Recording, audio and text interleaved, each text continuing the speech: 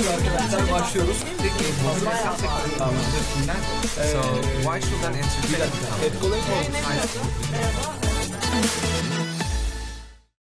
Merhabalar, Dijital Box'a hoş geldiniz. Önceki videolarımızdan da bildiğiniz gibi bir süredir çekimlerimize evden devam ediyoruz. Bugünkü konumuz aslında reseller'lar. Aslı'cığım, kendini tanıtır mısın? Tabii, merhaba, ben Aslı Bilge. EMEA ve Latam bölgemizdeki reseller'ları yönetiyorum.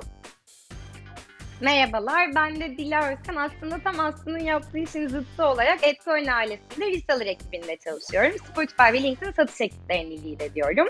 Bugün Aslı ile birlikte aslında bu dönemde işlerini nasıl yürütüyor, reseller'larıyla nasıl çalışıyor, birazcık bunları konuşacağız. O zaman ilk sorumla birlikte başlıyorum Aslı.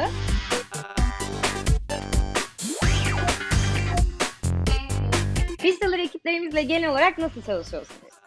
Bizim Etkoloni olarak EMEA ve Latam bölgesinde 10 tane reseller'ımız var. Bu reseller'larda biz mutlaka haftada bir kere yarım saatlik hızlı bir call gerçekleştiriyoruz. Bu bizim için önemli çünkü bu reseller'ların bazıları Güney Afrika'da, bazıları Latin Amerika'da. Hem aramızda Latin Amerika ile özellikle saat farkı olduğu için günlük iletişimdeki akış bazen istediğimiz kıvamda olamayabiliyor. O yüzden mutlaka her hafta yarım saat buluşuyoruz. Bu toplantılara hem bizim taraftan, bizim şirketimizden gerekli ekipler hem de onların tarafından mutlaka satış ekipleri katılıyor. Burada önemli olan onların tarafından o geçen hafta yaptıkları toplantıları dinlemek ve gelecek hafta yapacakları toplantıların bilgisini almak. Böylece biz de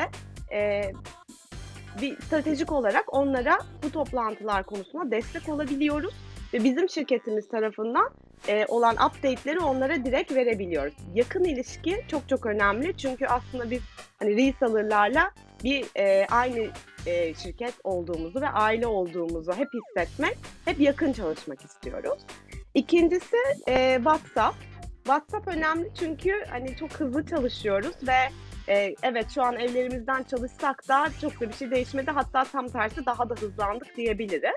WhatsApp acil yardıma ihtiyacı olduklarında reseller'ların çok işimize yarıyor. Her ülkeye, her reseller'a göre bir WhatsApp grubu kurduk ve hızlı soruları olduklarında buradan soruyorlar. Tabii biz şirketçe Salesforce kullanıyoruz ve her ekiple Salesforce'dan case açarak her şekilde iletişim kurabiliyorlar. Fakat hani, acil durumlarda mutlaka WhatsApp işe yarıyor. Son olarak da tabii bu normal hayatta olan bir şey. Daha çok şu aralar yapabildiğimiz bir şey değil ama mutlaka o ülkelere gidiyoruz. Senede bir kere her reseller'ı ben reseller yöneticisi olarak ziyaret ediyorum. Industry manager'larımız, içerideki stratejik ekipler, satış ekiplerimiz yani reseller'larımıza destek olan satış ekiplerimiz çok daha fazla gidiyorlar. Reseller'larımız mesela 4-5 tane toplantı alıyor otomotiv sektöründen. Bizler otomotiv sektöründen sorumlu olan arkadaşımız oraya gidip o 4-5 tane toplantıyı beraber reseller'larımızla beraber yapıyorlar. Aslında hani toparlamak gerekirse bu şekilde çalışıyoruz reseller'larımızla. Çok da şu ana kadar hani verimli olduğunu, işe yaradığını gördük.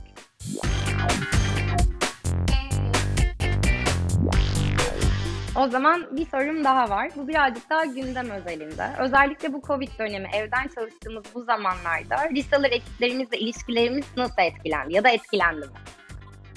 Öncelikle reseller'larımız tabii ki bize farklı taleplerle gelmeye başladılar bu süreçte. Çünkü çok büyük kur dalgalanmaları oldu, ekonomi etkilendi. Bununla beraber bazı reseller'larımıza biz direkt paketlerle gittik, indirim paketleriyle gittik. Hiç onlar bize gelmeden belli paketler hazırladık. Müşterilerinize bunları sunabilirsiniz dedik.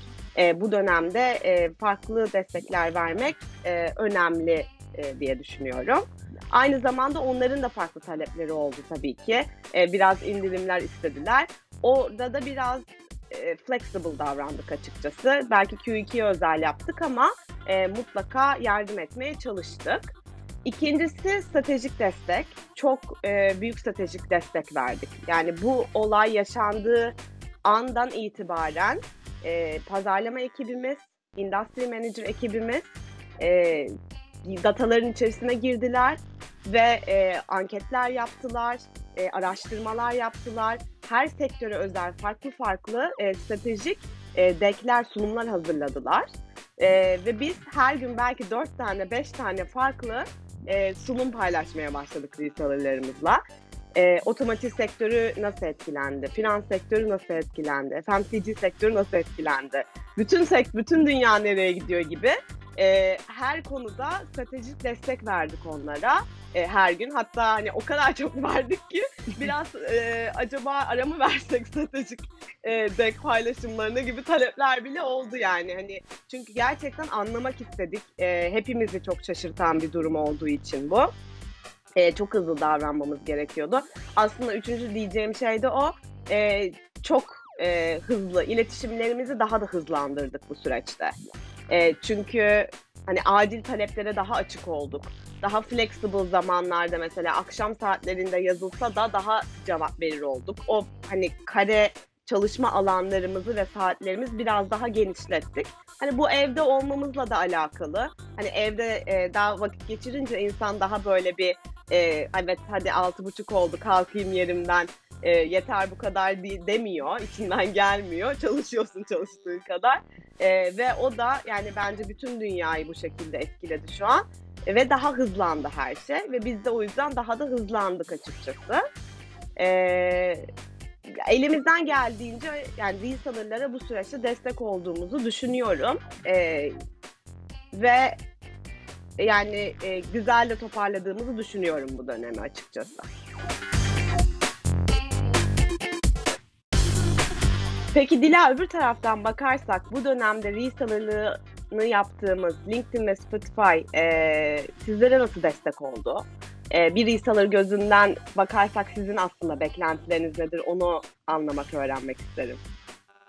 Aslında senin aktardıklarında benzer süreçler var. Özellikle senin de belirttiğin gibi gündem özelinde daha çok araştırmaya ve data desteğine ihtiyacımız oluyor kesinlikle. Mümkün olduğunca da global ekiplerimizden mecralarımızın içerisinde kullanıcı alışkanlıklarına dair insight'lar, değişimleri görmek istiyoruz ve bu anlamda çeşitli araştırma desteklerinde bulunuyoruz. Şu an aslında buna ek olarak küresel bir sıkıntı yaşıyoruz tabii ki ve dediğin gibi daha önce yaşamadığımız, dolayısıyla birlikte öğrendiğimiz bir süreçten geçiyoruz ve bu sürece bizden daha önce giren pazarlar da bulunmakta. Dolayısıyla global know-how'a çok fazla ihtiyaç duyuyoruz. Bu tarafta işte benzer ülkelerdeki iş akışı ne, çalışan markalar kimler, sektörler özelinde neler yapıyorlar, bu gibi insight'lar istiyoruz kendilerinden ve bunun üzerine toplantılar organize ediyoruz. Bununla birlikte tabii ki aslında iş akışımız birazcık değişti. Senin de belirttiğin gibi bizim de partner menajerlerimiz aslında ülkemize ziyaretler gerçekleştiriyorlardı ve onlarla birlikte çeşitli eğitimler, workshoplar organize ediyorduk marka ve ajans partnerlerimizle. Ancak gündem sebebiyle bunların birazcık daha webinarlara çevrildiğini söyleyebilirim. Bizim için de gerçekten güzel bir deneyim oldu. Gene partnerlerimizin aslında ziyaretten daha çok kolay katılımıyla organize ettiğimiz webinarlara birçok ajans ve marka partnerimiz de katılıyor ve gene kendi sektörleri üzerinde ve değişen dünya üzerinde çeşitli workshoplar ve eğitimler düzenliyoruz. Ve aslında senin de belirttiğin gibi mümkünse gündem özelinde çeşitli insentif paketlerine, insentif çalışmalarına da ihtiyacımız oluyor. Özellikle Türkiye'deki kur dalgalanmasına baktığımızda bu dönemlerde çok konuştuğumuz konulardan biri olduğunu söyleyebiliriz.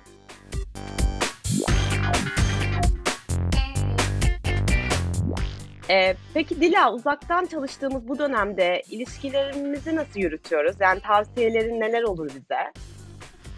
Aslında senin de belirttiğin gibi bizim de partner menajerlerimiz hep yurt dışında bulunuyor halihazırda. Dolayısıyla iletişim şeklimizde çok büyük değişiklikler olduğunu söyleyemem. Her birinin kullandığı ayrı video call tool'ları var. Bunlar üzerinden haftalık call'larımıza aynı şekilde devam ediyoruz. Buna ek olarak düzenli onlara ilettiğimiz haftalık update raporlarımız oluyor. İşte geçen hafta neler yaptık, bu hafta neler yapmayı planlıyoruz, key accountlarımız kimler ve onlarda ne durumlardayız gibi. Bu iletişimi aynen sürdürmeye çalışıyoruz. Hatta aksine bu iletişimin sıklaştığını söyleyebilirim.